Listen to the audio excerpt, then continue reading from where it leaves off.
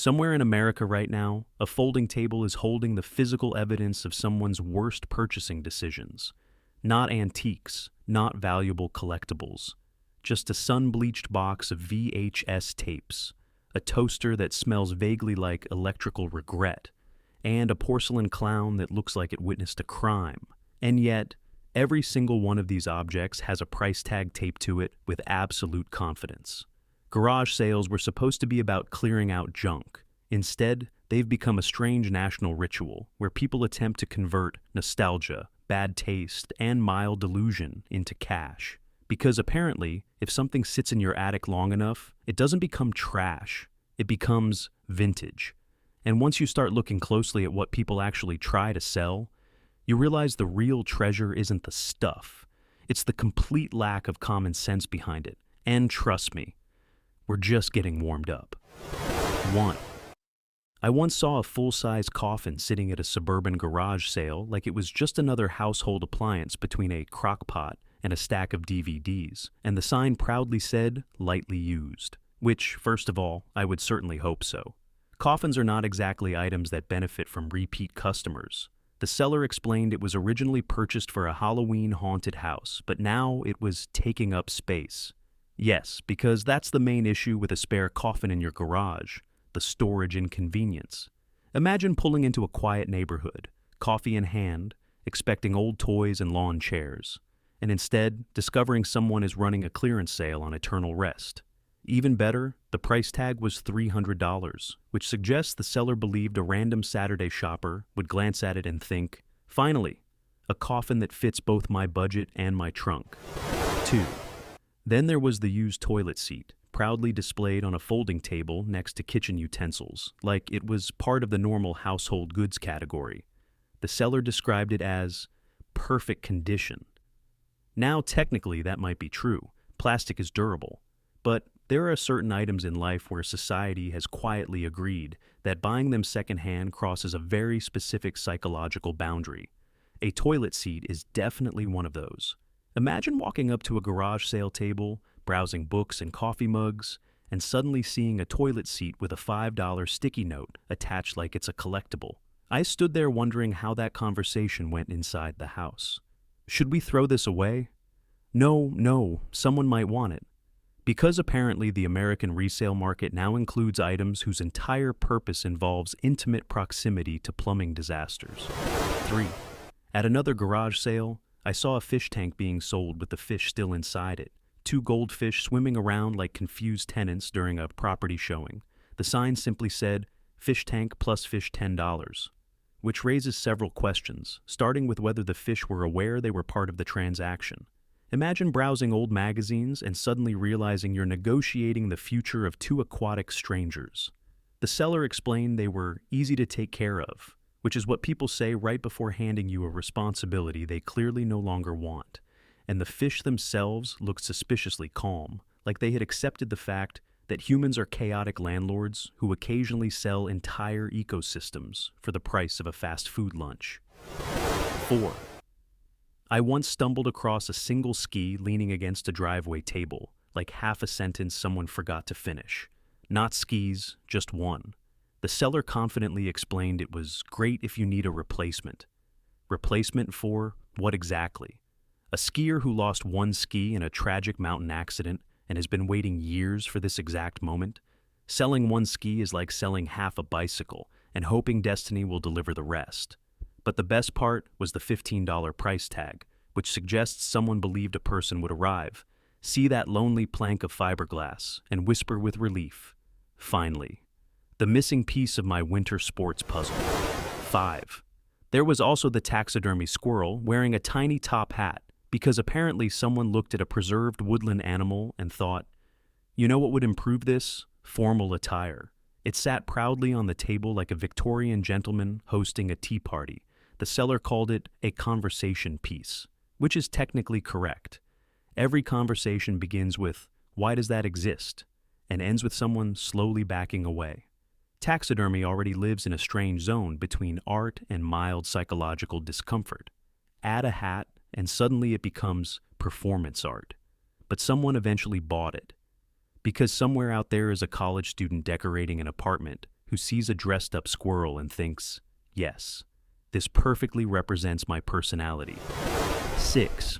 One garage sale featured a box labeled Random Chargers, which was essentially a museum of extinct technology. Inside were tangled cables that looked like electronic spaghetti from the early 2000s, Nokia chargers, printer cords, mysterious adapters that might power either a camera or a time machine. None were labeled. None matched any device currently sold on Earth. But the seller insisted they were probably useful. Buying that box is basically adopting someone else's digital confusion. Somewhere inside might be the exact cable you need, or the exact cable that charges a device humanity forgot existed around the time MySpace was popular. 7. Then there was the bread maker used exactly twice. Every bread machine tells the same story. Someone watched a late-night commercial promising warm, homemade bread and a wholesome new lifestyle. They bought the machine, used it twice, realized baking requires effort, and shoved it into a cabinet for 10 years. Now it sits on a garage sale table labeled "Works Great." Of course it works great. It's practically new because nobody used it long enough to break it. Buying it means inheriting the exact same fantasy. That tomorrow morning you'll wake up early, measure flour like a pioneer, and become the kind of person who casually bakes bread before work. 8. At one sale, I found a jar of random buttons which looked like someone had slowly harvested them from every shirt they owned since 1975. Hundreds of mismatched plastic circles floating in a mason jar like colorful fossils. The seller proudly called them assorted sewing supplies. But we all know the real story. Every household has that jar, the one filled with buttons saved from clothes that no longer exist. They sit there for decades because someone once believed they would repair those clothes someday. Instead, the jar becomes a tiny museum of abandoned laundry ambitions. 9. I once saw a VHS exercise tape collection, stacked neatly like sacred scrolls from the Temple of Aerobics. Neon-clad instructors on the covers, promising sculpted abs and unstoppable energy. The only issue is, you now need a VHS player, which at this point belongs in the Smithsonian next to cassette tapes and flip phones. But the seller priced them like rare collectibles. Watching one today would feel like time traveling into a living room where synth music cures every problem, and everyone believes leg warmers are essential athletic equipment. 10. At another sale, someone was selling a giant world map from 1989, which was fascinating because half the countries on it technically don't exist anymore. The Soviet Union spread across the page like geopolitical wallpaper. Germany was still divided. Yugoslavia was peacefully minding its own business. The seller said it was great for teaching kids geography. Sure, if your goal is to raise a generation that believes East Germany is still accepting tourists. 11. I once saw a refrigerator that only worked if you kicked it, and the seller demonstrated the technique. He walked over, delivered a solid thump to the side panel, and suddenly the motor started humming like it had just received motivational criticism. Apparently, the fridge had been operating on a system of mild violence for years. Technically, it worked, but the user manual clearly involved physical intimidation. Buying it meant explaining to every house guest that cold drinks required a quick roundhouse kick. 12. Then there was the mannequin torso from a clothing store. Just the torso. No arms, no legs, no head. Just a plastic chest staring blankly into the distance like it lost a philosophical debate. The seller placed it between cookbooks and a toaster. Like this was normal home decor, but mannequins have a special ability to make any room feel like the opening scene of a horror movie, especially when it's missing half its body. 13. I once encountered a box labeled Electronics I Don't Understand. That was the official product description. Inside were cables, adapters, a calculator, and a blinking gadget that might have belonged to a printer from 2006. The seller shrugged and said maybe someone else would know what it was, which might be the most honest garage sale pitch in history. 14. One family tried to sell their old satellite dish the size of a trampoline. Remember those giant metal UFOs people used to bolt into their yards to watch TV from space? Technology moved on, streaming arrived, and suddenly the dish became a backyard sculpture nobody wanted. So naturally, they put a $50 price tag on it and added the classic garage sale phrase, you remove. 15. And finally, the box simply labeled stuff. No explanation, no categories. Just a cardboard container filled with cables, kitchen tools, and objects that once had a purpose but now exist, purely as mystery artifacts. The seller shrugged and said, maybe someone else would know what they are. And honestly, that perfectly summarizes the entire philosophy of garage sales. One person's confusion is another person's treasure hunt. 16. I once spotted a giant inflatable pool at a garage sale that came with a very honest note taped to the side. Small leak. Now when someone says small leak, I imagine a gentle drip. What they actually meant was the pool slowly collapsed like a disappointed balloon every 2 hours. The seller insisted it was still perfectly usable if you just top it off occasionally, which is a charming way of saying you'll spend your entire afternoon standing next to a hose like a lifeguard for air pressure. The best part was watching parents examine it seriously while their kids bounced around the driveway, imagining summer fun. Because technically, the seller wasn't lying. It was a pool. It just had the emotional stability of a deflating beach ball. And for $10, you too could own a backyard water feature that gradually turns into a very shallow puddle, while everyone pretends that's normal. 17. One garage sale featured a stack of encyclopedias from 1994, arranged proudly across a table like sacred volumes of human knowledge. And once upon a time, they actually were. Owning a full encyclopedia set used to mean your house contained the answers to every question a curious child could ask. Now it means you own several 100 pounds of information that Google can replace in 3 seconds. The seller kept emphasizing how educational they were, which is absolutely true if you enjoy learning facts that stopped being accurate sometime around the Clinton administration. Flipping through them is like reading historical fiction written with complete confidence. Countries have changed names, companies have vanished, and entire technologies described as the future are now museum pieces. But there they sit, still organized alphabetically, waiting for someone nostalgic enough to adopt a paper version of Wikipedia. 18.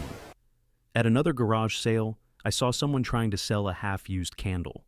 Not a decorative candle, not a collectible, just a normal scented candle burned down to about the halfway mark, like someone lost interest halfway through relaxation.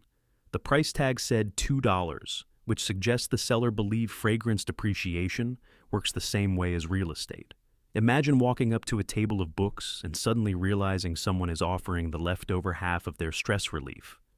Lavender Breeze, the label said, which was ironic because the candle clearly gave up halfway through its breeze career.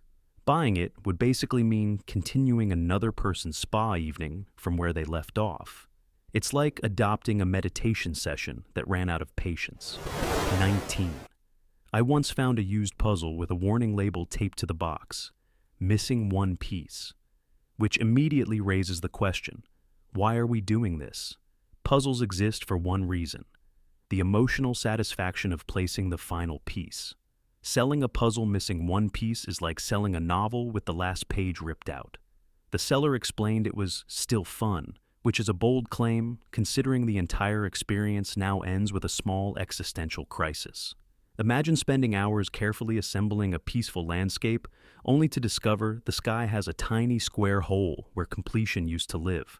That's not a puzzle anymore. That's a metaphor for disappointment. 20. I once saw someone selling a lava lamp that no longer lavaed. It was just a tall glass cylinder filled with purple liquid and a blob sitting motionless at the bottom like it had retired from its job. The seller still described it as vintage, which is technically correct, but that word does a lot of heavy lifting. Vintage usually implies character. In this case, it meant the lamp had the personality of a decorative bottle of cough syrup, but the seller spoke about it like it was a piece of cultural history from the psychedelic era, which it was, just not a functioning one. 21. At one sale, I discovered a collection of novelty coffee mugs, each one printed with extremely specific jokes from the 1980s. Things like, World's Best Accountant 1987. Now, unless you happen to be that exact accountant from 1987, these mugs create a strange identity crisis. Imagine drinking coffee every morning from a mug that confidently declares you an award-winning tax professional from a year that ended before the internet existed. But garage sale logic says mugs are universal. The words printed on them are apparently just decorative suggestions. 22. I once saw a pair of rollerblades with only one wheel missing, which the seller described as almost complete. And technically, that's true in the same way a sandwich missing bread is almost lunch. Rollerblades rely heavily on the concept of multiple wheels functioning simultaneously. But the seller believes someone out there had a spare wheel just waiting for destiny. The optimism here is admirable. It assumes the existence of a person with a perfectly compatible rollerblade part and a deep emotional need to finish this exact set. 23. There was also a stack of old flip phones, sitting in a basket like prehistoric smartphones. Remember when these things were considered futuristic? Now they look like props from a time travel movie set in 2004. The seller proudly explained that some of them still turned on, which is great news if you're planning to text someone using technology designed before emojis were invented. But the nostalgia factor was strong. Holding one instantly reminded me of the days when dropping your phone meant snapping it shut dramatically, not replacing a $1,000 glass rectangle. 24. At another sale, someone was offering a set of golf clubs missing 3 clubs, which made the whole thing feel less like sports equipment and more like a scavenger hunt. Golf already requires patience and precision. Now, imagine playing with an incomplete toolkit, like a chef missing half the knives. The seller insisted it was perfect for beginners, which might be the most accurate description in the entire garage sale industry, because beginners rarely know which clubs they're missing anyway.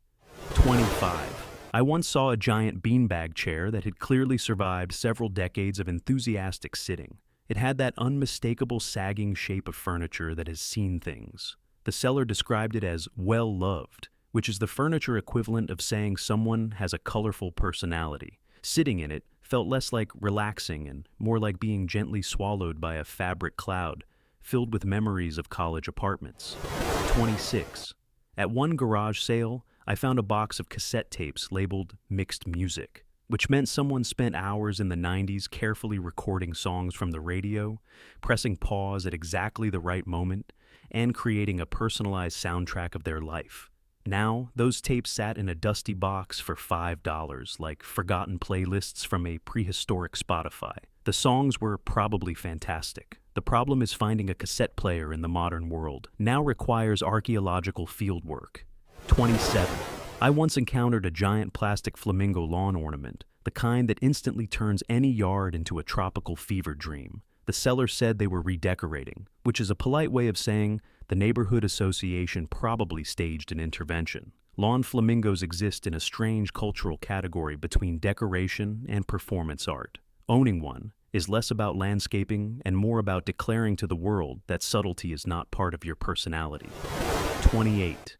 At another sale, someone was selling a broken electric guitar, which they described optimistically as a project instrument. This is garage sale language for, it currently produces no music whatsoever. But the dream is there. Somewhere out there is a person who sees a cracked guitar body and imagines restoring it into a rock legend's instrument. Everyone else sees a wooden object that looks like it lost a fight with gravity. 29. I once saw a collection of souvenir snow globes representing cities the seller clearly visited during a more optimistic phase of life. Paris, Las Vegas, Orlando, all trapped under tiny glass domes filled with artificial snow. The seller called them collectibles, which is technically correct, but snow globes occupy a unique emotional category. They're souvenirs purchased with excitement that eventually become delicate dust magnets. 30. At one driveway table sat a giant exercise ball, which the seller claimed was used for workouts, but judging by the faint dent on one side, it had clearly spent most of its life functioning as a chair. Exercise equipment has a magical ability to slowly transform into furniture the moment motivation disappears. The ball still looked proud, though, like it was waiting for someone to believe in fitness again. 31. Finally, I saw a mysterious plastic container labeled computer parts, maybe. Inside were cables, circuit boards, screws, and one object that might have been a mouse from 2001. The seller shrugged and admitted they didn't know what any of it did. And honestly, that might be the most honest garage sale item in existence. No exaggeration, no sales pitch, just a box of technological confusion, hoping someone else understands it better. Well, there you have it. A beautiful reminder that somewhere out there, someone looked at a pile of absolute nonsense and thought, yeah, someone will definitely pay for this. Now I'm curious, which one was the dumbest? Vote in the comments or tell me the most ridiculous thing you've ever seen at a garage sale. And if you enjoy watching humanity confidently sell its own bad decisions, hit like, subscribe, and stick around. Because trust me, the weird stuff out there only gets worse.